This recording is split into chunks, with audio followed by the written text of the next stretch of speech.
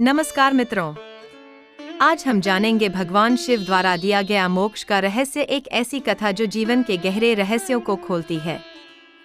यह कथा बताती है कि हम सांसारिक बंधनों से मुक्त होकर मोक्ष कैसे पा सकते हैं। आइए इस अमृत ज्ञान की यात्रा पर चलें। बहुत समय पहले की बात है।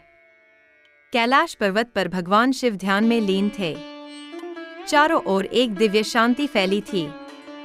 तभी वहां भगवान विष्णु, ब्रह्मा जी और अनेक ऋषि मुनि एक प्रश्न लेकर पहुंचे। उन्होंने शिव जी से निवेदन किया, हे नीलकंठ महादेव, संसार में जन्म और मृत्यु के इस चक्र से मुक्त होने का मार्ग क्या है? मोक्ष कैसे प्राप्त किया जाए? भगवान शिव ने नेत्र खोले और मंद मुस्कान के साथ बोले, हे देवगण और मुनिवर, मोक्ष कोई स्थान नहीं, यह एक अवस्था है, आत्मा की पूर्ण शुद्धता की अवस्था। सुनो, मैं तुम्हें अमृत ज्ञान देता हूँ। शिवजी बोले, प्राणी अपने शरीर को ही सब कुछ मान बैठा है, परंतु आत्मा शरीर नहीं है। आत्मा अमर है, चिरंतन है। जब तक व्यक्ति स्वयं को शरीर समझता है, वह मोह में बंधा रहता है। मोक्ष का पहला द्वार है आत्मा का साक्षात्कार। हर कर्म का फल निश्चित है। यदि मनुष्य सच्चे हृदय से सेवा, प्रेम और सत्य के मार्ग पर चलता है, तो उसके कर्म उसे ऊपर उठाते हैं। लेकिन स्वार्थ, क्रोध और अहंकार बंधन बढ़ाते हैं। इसलिए निष्काम कर्म करो, फल की चिंता किए बिना। भक्ति और ध्यान परम साधन है। हे मुनियों, जो मेरे नाम का स्मरण करता है, जो नित्य ध्यान करता है, वह अंततः अपने भीतर स्थित शिव तत्व को पहचान लेता है।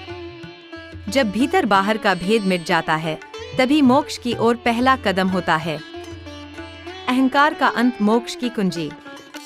मोक्ष पाने के लिए अहंकार का त्याग सबसे आवश्यक है। जो स्वयं को श्रेष्ठ मानता है, वह सत्य से दूर रहता है।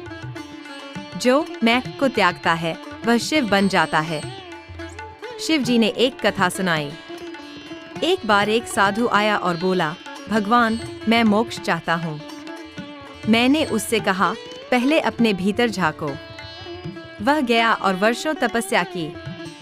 जब लौटा तो बोला, अब मैं जान गया कि मेरी आत्मा शिव है और सब जीवों में वही प्रकाश है। मैंने मुस्कुराकर कहा, अब तू मुक्त है। अब तुझे कुछ पाना नहीं, क्योंकि तू स्वयं पूर्ण है। भगवान शिव अंत में बोले, संसार से भागना मोक्ष नहीं है।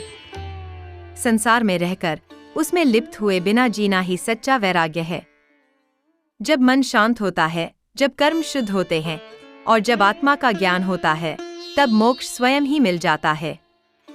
मित्रों, शिवजी का यह अमृत ज्ञान आज भी उतना ही प्रासंगिक है। अगर आपको यह कथा ज्ञानवर्धक लगी हो, तो चैनल को सब्सक्राइब करें, वीडियो को लाइक करें और दूसरों तक शिव ज्ञान जरूर पहुंचाएं। हर हर महादेव। नमः शिवाय।